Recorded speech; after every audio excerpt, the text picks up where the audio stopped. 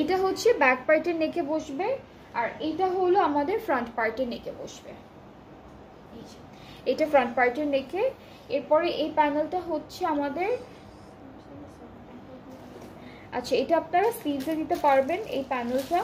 And অনেকগুলো আলাদা আলাদা প্যানেল আছে, যেমন এখানে কিছু বাটনস আছে, এটা একটা বাটনস থাকবে।